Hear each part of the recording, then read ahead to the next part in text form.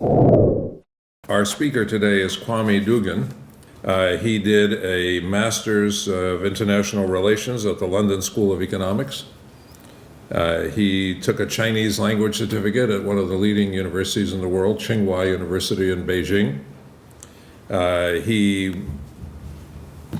got a law degree at Columbia University, Columbia Law School being one of the most prominent in the world, and at the same time managed to get a Master's of Law from the University of Amsterdam. How he accomplished that, maybe he'll give you the secret.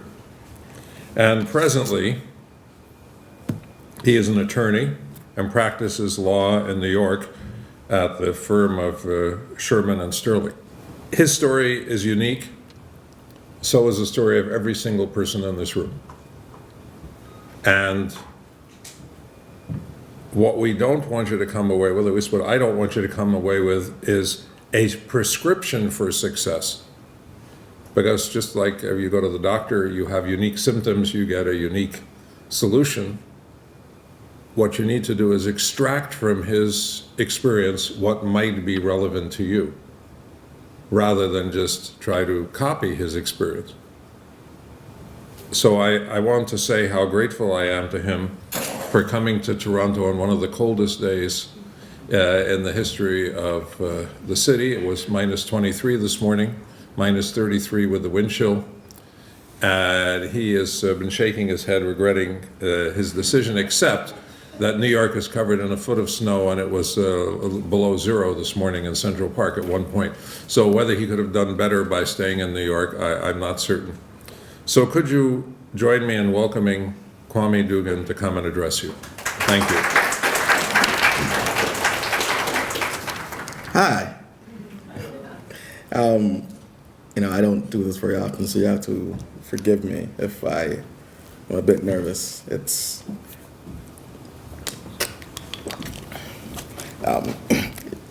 You wouldn't imagine how. One day when you will imagine how nerve-wracking it can be to come back to a place where you spent so much of your time becoming who you are now, and but being back is really refreshing. Thank you, Dean, for that kind introduction. Thank you to the profs who are some of my profs from my time here are in the audience, and thank you so much for being here.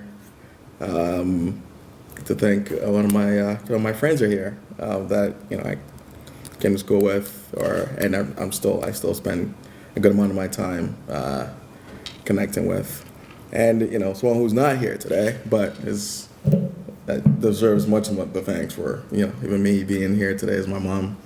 And so she's gonna love this. The deans. I'm gonna start with kind of touching on what what Tabit said here earlier about going abroad. I highly encourage those of you who are thinking about it to do it. The opportunities that you get here, the resources here are phenomenal, and I would really encourage anyone to consider it. I didn't do a study abroad, and if I have to pick one regret that I'm willing to share right now, it's that I didn't go abroad with York, and I made up for it recently. I think I have about 40 countries now I've been through, but if you can start with here, I'd encourage it. So I know the Dean Circle of Scholars is, according to Google, was designed to inspire students to continue achieving academic success while helping them become engaged leaders. Now, I know that the dean and I, what we talked about was how impressed he was with you guys, and he mentioned, but his concern was that some of you have come from a place where you don't even know, you're not certain of what the potential was for you and how to take those leaps to get to that point. And that informed my talk, and the title of my talk, which is Mind the Map, because I think each of us has a journey to take, but often it's the map and the route there has been imposed by our social and economic circumstance or other or other boundaries which have been set. And so what I want to talk about is going to be reflected in three themes that I'll highlight in in a moment. I will say though that the dean. I think part of why Dean Martin thought I'd be a good person to speak with here was when he came to New York, he had to see 4 lawyers, and the last one, which was me, and we had drinks, which makes everything better. But some of you will. I don't think any of you might know what this is, but during my time here, this was an ad that came out during my time here at York, and and when I was asked to come back, this was one of the things I went back to, because I remember that even before this was out, this was how honest a truism this was, and how interdisciplinary university was, York University particularly, and how and this is the manifestation of what I've seen in my life up to this point, because the approach that I took while here at York to question the angles, to take the risks, to engage the people around me, to reinvent and channel my curiosity was the foundation of some of the success I've managed to have. I encourage each of you to chart your own course while here, and not just in school, but question the people around you, and engage the people around you. Research every opportunity that's given, and take the risks. As I was saying, in terms of engaging engage your environment, take the risks, and fail fast, which I'll explain. Some background, as the dean mentioned, was that I was born in Ghana. We came here, and my mom applied for refugee status.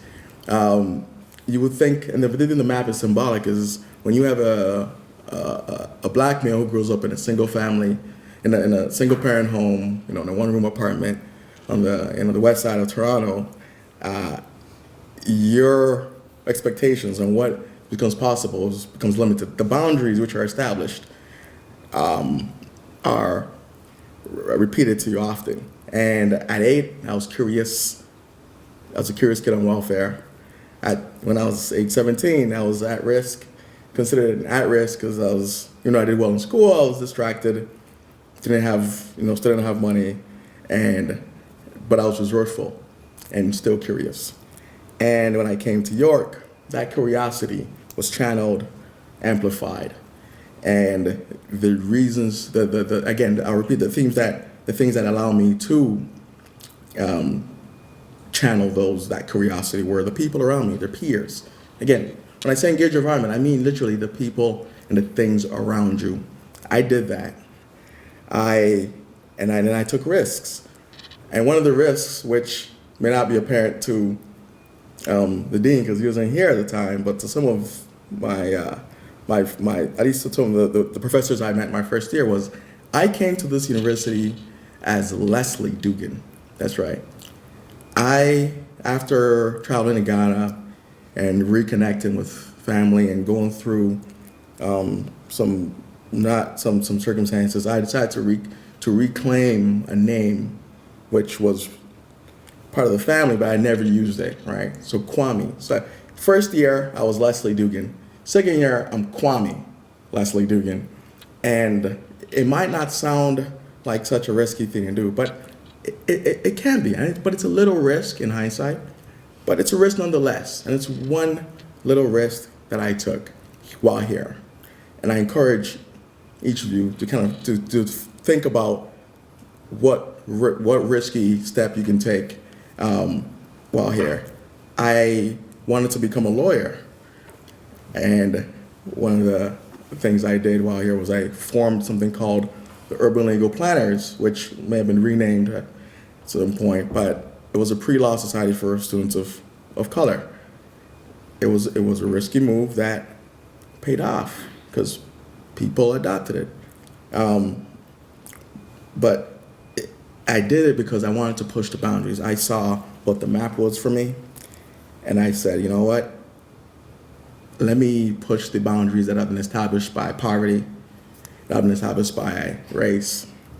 But there was a third boundary that I would discover later that is considered an impairment, but having engaged it recently, I realized had you provided a lot of the courage that has allowed me to take some of these steps that the dean said I'm one of those jump in the pool people, and I think I can tie some of that to what I discovered called a disability called dyspraxia. I was diagnosed in 2006 with a impairment. It's called developmental coordination disorder with attention difficulties. And what it is that it's according to the psychologist, it's awkwardness executing unusual and unpracticed movement. And that I had planning organization of ideas takes time and effort. And so although I have outstanding academic ability and I was motivated, I had cognitive visual performance ability that fell significantly below my other abilities. So what does this mean in a daily routine?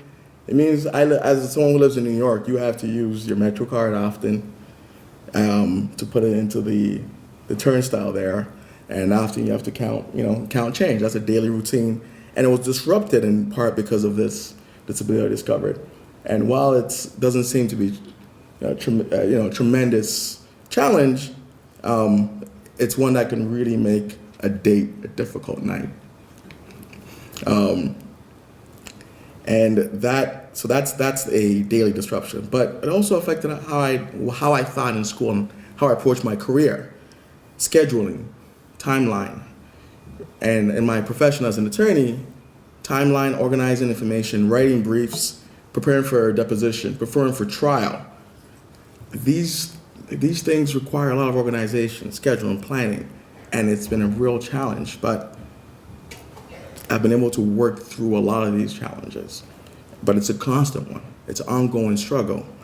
So it's something that has been a boundary that's affected the map, the map of my life.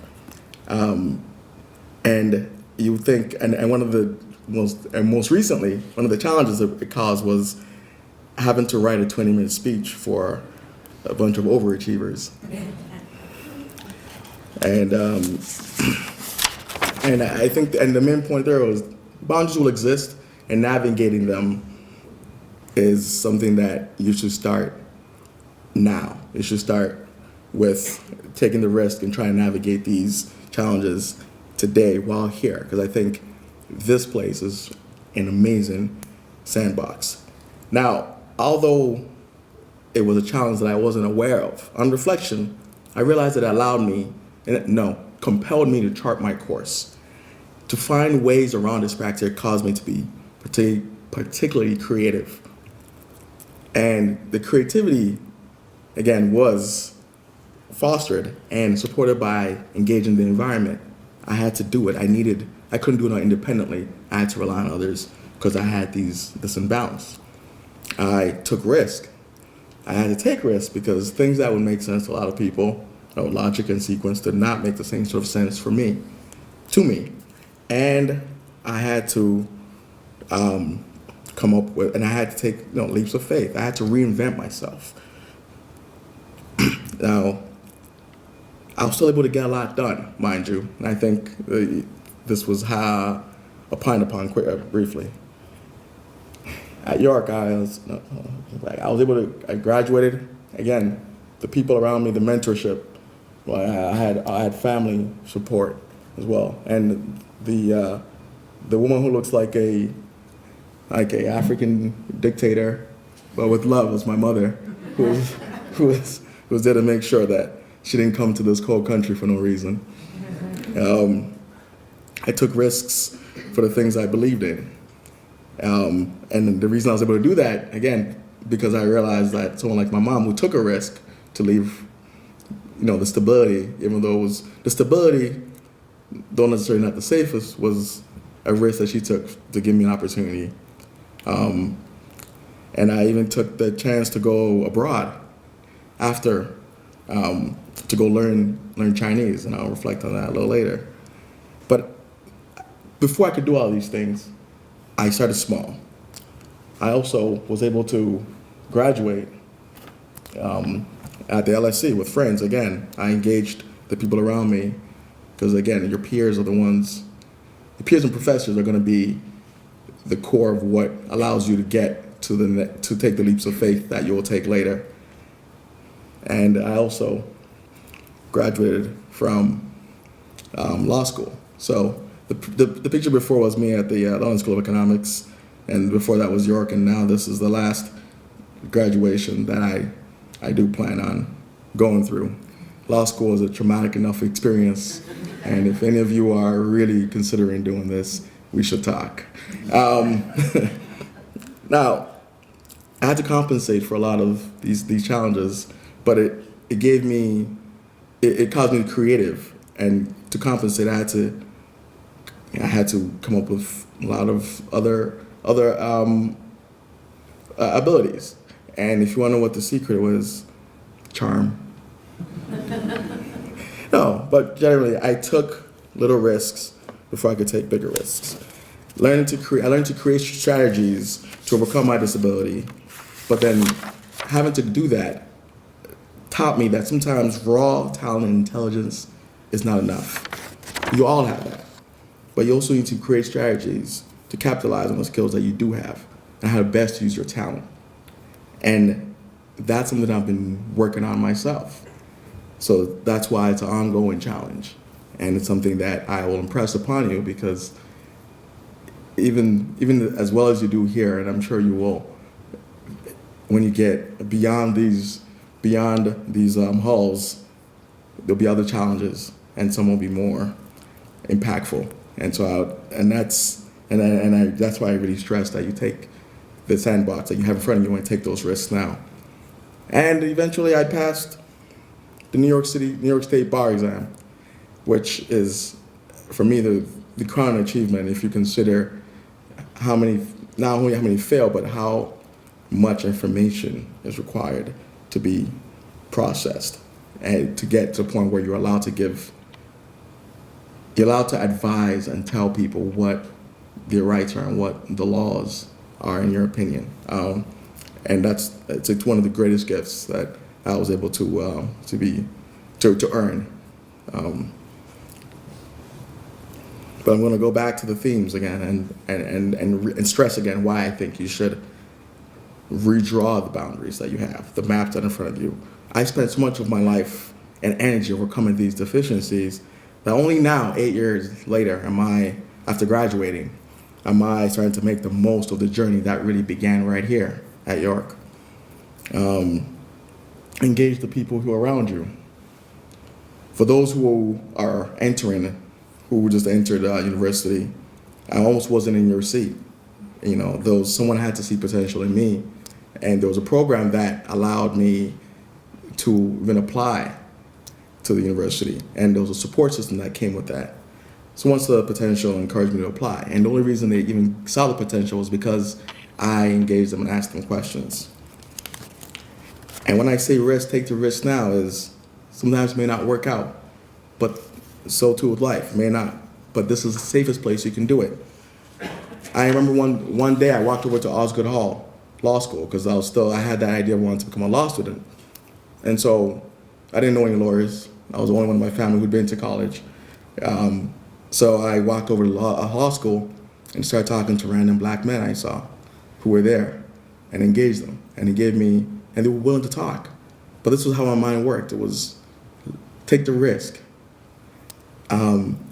Eventually, I ended up going to a conference and saw a bunch of lawyers. And the thing that convinced me that I could become a lawyer was when I saw at the end of the night, they were all dancing and they were good. And I said, I can do this. But I knew I'd have to chart my own course to get there. And that it was okay for me to not take what the identity that was given to me, but to reinvent myself as I did it. So the reinvention started with things like changing my name, walking to a law school and asking the questions, and not being handcuffed to the path that was in front of me. I used the resources York had. 1 year, I lost a brother in Ghana, and I went to the services here. They changed the name, but it was, or maybe not, but it was like they have therapy for those who go through traumatic events. So I had that support system here, and I can't be certain of what would have happened if I had not reached out, because even now, as a lawyer in New York, I'm having to engage professionals to maintain some of right? It happens. Once you graduate, some of these support systems may not be here. So engage them now, so you know what you may need when you get past this place. I took small steps here that allowed me to take leaps of life later, take greater leaps in the future. As a reminder, again, this plays out in my head all the time because I asked the questions, I questioned the angles, and didn't take things as they came, but kept pushing. All right. So, and the reason I also do stress taking risk is this doesn't look like a risky proposition. It's me in my finest Ghanaian garb. But what makes it risky and what makes it clear is I wore this to my law firm's 140th anniversary. All right, go ahead, next. That's me. This is what they were wearing. That's where I was. A bit bold, man. Maybe. But I knew what I stood for. And I remembered that when I took those little steps here, like changing my name, starting an organization, reaching out and asking a professor a stupid question that they were the foundation that allowed me to take even bolder steps later. And a good friend of mine who's now a professor at Harvard has said to me in his class, the one thing that sticks out with him is how risk averse his students are. They come in with these great grades like you guys, but they're so afraid to try and step out and do things that will risk that. And I'm not saying don't study hard, don't focus on your grades and don't do well. I think that's really important.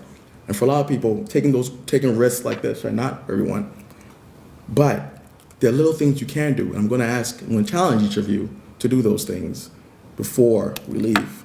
So the lessons I learned here, I've taken to the point where I'm now I've started an investment fund with others to support and pour money into startups that are based in Africa, focused so that entrepreneurs there can have opportunities that I was given while here.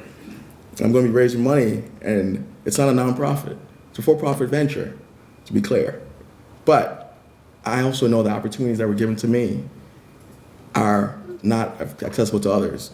So I'm taking that risk, all right? And it could mean, and it likely means that I won't be doing with the law firm, the safety of that.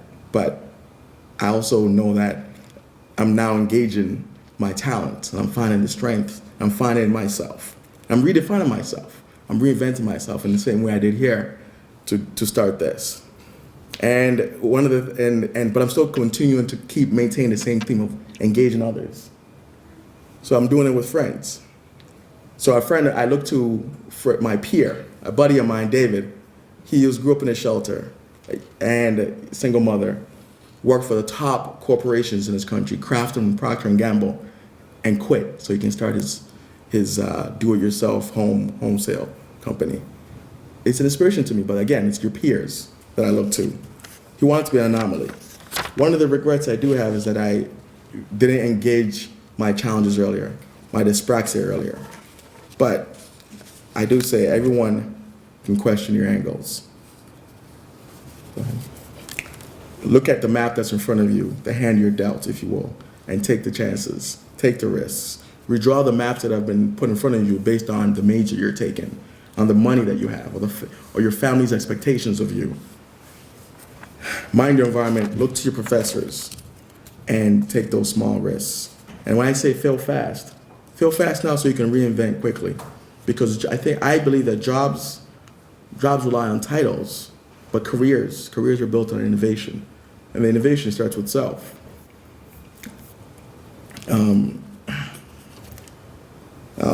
To conclude, I would say the creative abilities that came with my dyspraxia have benefited me in other ways. The practice of pushing myself out of my comfort zone has helped me thrive and abandon the maps that have been drawn. And the symbols that are up there, on the top right, is called Sankofa.